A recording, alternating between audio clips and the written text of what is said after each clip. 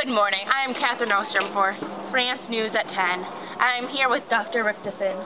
Dr. Richardson, what are your intentions of your new first ever time machine?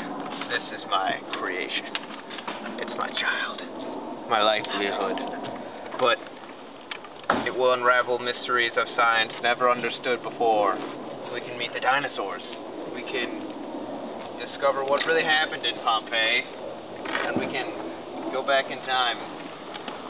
Would you like to be the first? I would. Good luck. Beep, beep, boop, beep, beep, beep,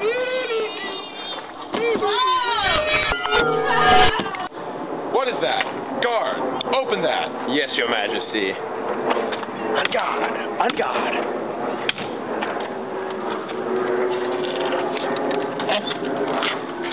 Who are you? Who are you? Are you Louis the 14th? Yes, and who are you? I am Catherine Ostrom with France News at 10. So, Louis the 14th, what is it like ruling the Kingdom of France? Well, I rule alone. I have no chief ministers or advisors, but I do rule through councils, which are smaller groups who each run a certain area of the government. And I meet with the ministers of these councils very often. Also, there are these groups called parliaments, which help me to create laws and to decide if laws are good. And I do this all from my palace at Versailles. Oh, the Palace of Versailles. How do you enjoy it? I think it is very nice. It is a very nice place to live, and everyone who's anyone comes to the Palace of Versailles at some point to see me and my family.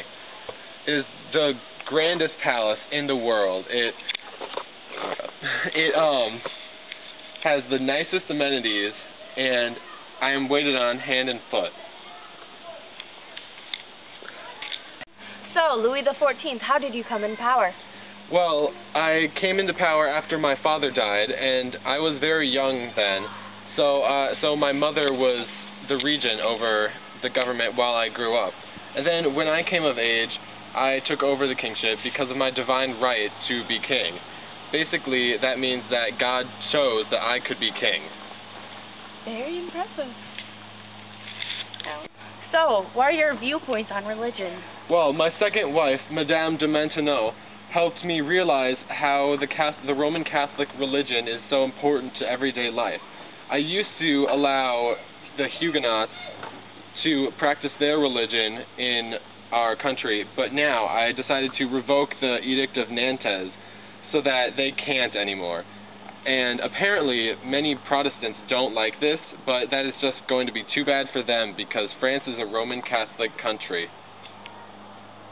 Okay, you heard it from himself. So, I am interested to hear what wars you have been involved in recently. Well, recently there has been a conflict with the Spanish Netherlands.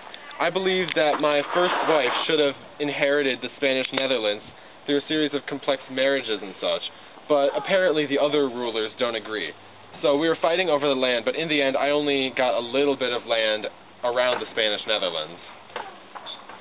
Bummer.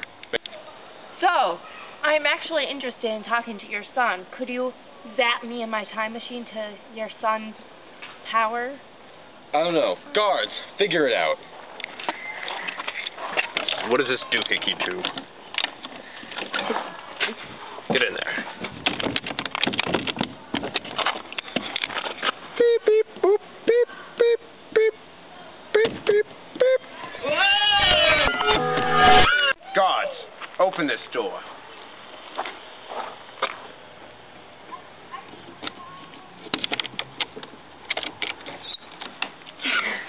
Who are you? I am Catherine Ostrom with France News at 10.